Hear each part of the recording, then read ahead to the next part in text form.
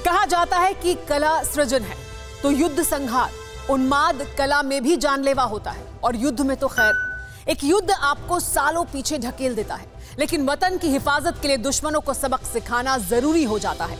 इसीलिए सरहद पर हमारे जवान मुस्तैद हैं और शूरवीरों के साथ हर कदम पर टीवी 9 भारतवर्ष भी डटा हुआ है। टीवी 9 भारतवर्ष के सीनियर रिपोर्टर अभिषेक उपाध्याय पिछले 2 हफ्तों से LAC के करीब मौजूद रहते हुए चीन की हर साजिश को सबसे पहले आपके सामने ला रहे हैं। जब देश का हर टीवी चैनल मुंबई के ग्लैमर के पीछे बेतरतीब भाग रहा है, तब अभिषेक लद्दाख की सरहद पर आक्रोश की हर तस्वीर आपको दिखा रहे हैं। जब मुंबई की रिया और कंगना की कहानी में नए नए ट्विस्ट ढूंढे जा रहे हैं, जब टीवी 9 भारतवर्ष की टीम LAC की बुलंदियों से शूरवीरों का शौर्य दिखा रही है, बता रही है। लद्दाख की ठंड और तेज धूप में अभिषेक उपाध्याय के चेहरे का रंग बदल गया है, लेकिन चीनियों का हर पाप सबसे पहले देश को बताने का जुनून कम नहीं हुआ है। हमें किसी से बैर नहीं है, किसी से प्रतिस्पर्धा नहीं है। देश के भीतर किसी के साथ भी गलत होता है तो इंसाफ की लड़ाई में हम सबसे आगे रहे हैं और रहेंगे।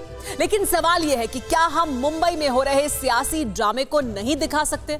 क्या हम नहीं अपने रिपोर्टर की फौज लग्जरी गाड़ियों के काफिले के पीछे दौड़ाते हुए हाँफते, कांपते, चीखते, चिल्लाते रहे? लेकिन नहीं, राष्ट्र है तो हम हैं, और चीन की साजिशों की वजह से राष्ट्र पर संकट आया है।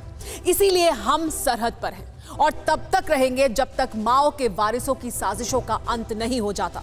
जंगी जुनून में चीन किस हद तक जहनी तौर पर बीमार हो चुका है, इसका सबसे नया सबूत आपको बताएंगे। लेकिन सबसे पहले अंबाला चलिए, जहां सरहद की ढाल और दुश्मन का काल राफेल लड़ाकू विमान एयरफोर्स में शामिल हो गया है। हम कहते थे ना, वो जब आएगा दुश्मन का दिल दहल जाएगा। हम ही ने तो बताया था, उसकी ताकत चीन और पाकिस्तान की नींद उड़ा देगी। ऐसा ही तो हुआ है। अंबाला एयरबेस से जैसे ही रफाल ने हवा में परवाज भरी, यूं लगा मानो फलक का कोना कोना पराक्रम का इतिहास लिखने को आतुर है। रणभूमि का वो रणबांकुरा जिसकी ताकत दुनिया ने जानी है, जिसकी काबिलियत जमाने ने मानी है, वही राफेल अब देश के दुश्मनों की मांग में बारूद बरसाने के लिए रेडी है।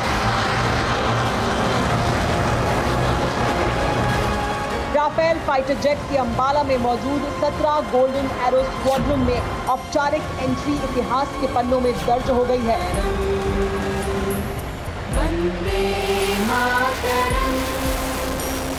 आज इनका इंडक्शन पूरी दुनिया, खासकर हमारी संप्रभुता की ओर उठी निगाहों के लिए एक बड़ा और कड़ा संदेश है। हमारी सीमाओं पर जिस तरह का माहौल हाल के दिनों में बना है, या मैं सीधा कहूं कि बनाया गया है, उनके लिहाज से यह इंडक्शन बहुत ही अहम है। 17 साल बाद देश का कोई डिफेंस मिनिस्टर अंबाला में हमारे परवाजों का हौसला बढ़ाने पहुंचा था, वो भी तब जब वक्त नाजुक है। चीन की करतूतों से सरहद आक्रोश की आग में उबल रहा है। मादरे वतन की माटी की हिफाजत के लिए हजारों जाबाज सीना ताने खड़े हैं। इसीलिए रक्षा मंत्री ने बिना नाम लिए चीन और पाकिस्तान को इशारा दे दिया। हमारे मित्र देश फ्रांस के साथ राफेल डील भारत की नेशनल सिक्योरिटी में एक गेम चेंजर है। एयरफोर्स ने राफेल इंडक्शन के साथ जो कैपेबिलिटीज और टेक्नोलॉजिकल एज एक्वायर की है, वे इंडियन एयरफोर्स की कैपेबिलिटीज को रिवर्सलाइज करेंगी।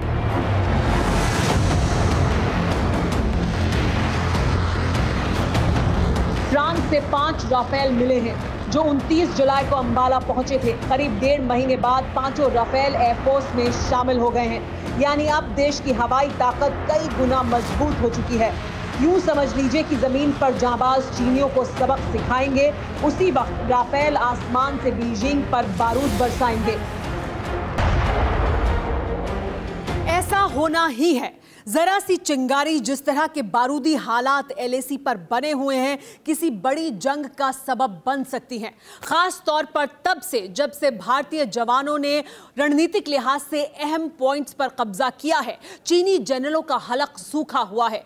चीन हर दिन अपनी सरहद की तरफ से लगातार बारूदी साजिश कर रहा है, लगातार बारूद बरसाकर दुनिया को दिखा रहा है। लेटेस्ट सबूत देखिए।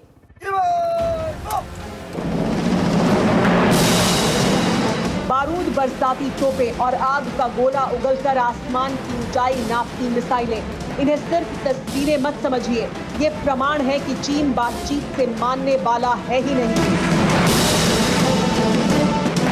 लद्दाख से चंद किलोमीटर के फासले पर चीन ने आधी रात को तिब्बत के आसमान में इसी तरह बारूदी जहर भरा। एलएसी के करीब चीन की फौज ने फिर लाइव फायर ड्रिल की। इस दौरान चीन की एक नई मिसाइल का परीक्षण भी किया गया। जिनपिंग का जंगी पागलपन हर हद पार कर चुका है। राफेल की उड़ान देखकर चीन बुरी तरह बौखला चुका है। एलएसी के करीब पीएलए ने फौज और हथियारों की तैनाती बेइंतहा बढ़ा दी है। जानना चाहते हैं कितनी, तो इसे ऐसे समझना होगा। एलएसी के पास चीन के करीब 50,000 जवान तैनात हैं। करीब 150 लड़ाकू विमान तैनात हैं। एयर डिफेंस, बख्तरबंद गाड़ियां, पैराट्रूपर, स्पेशल फोर्स और इन्फेंट्री को देश भर के हिस्सों से बुलाकर एलएसी के करीब लगाया गया है। 45 साल में पहली बार पीएलए के सेंट्रल थिएटर कमांड एयरफोर्स के H-6 बॉम्बर और Y-20 ट्रांसपोर्ट एयरक्राफ्ट की तैनाती की गई है।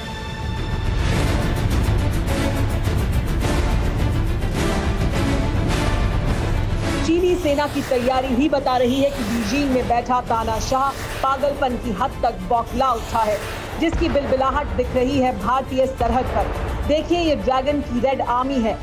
आसमानी छलांग लगाते जवान पीएलए की 75th आर्मी ग्रुप के हैं।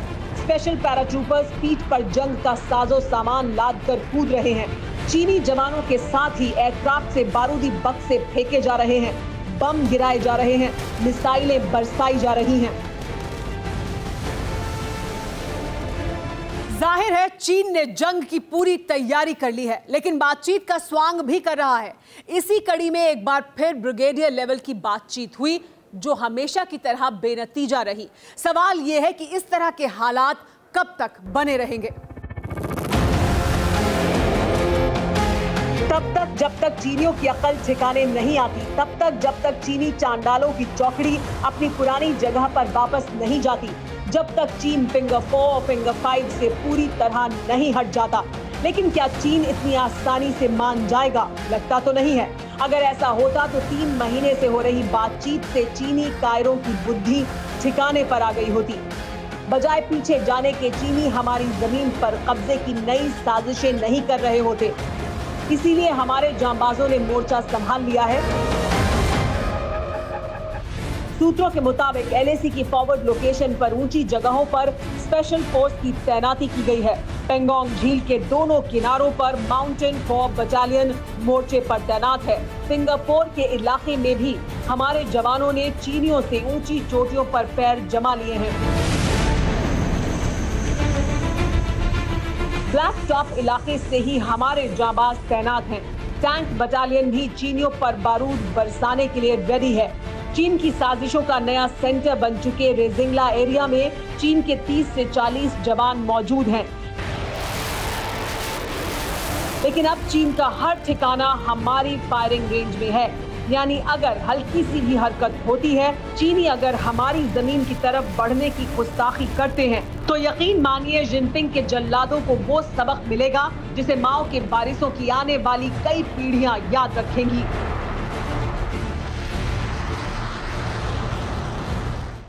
अड़ी सोमवार से शुक्रवार शाम 6 बजे सिर्फ TV9 भारतवर्ष पर।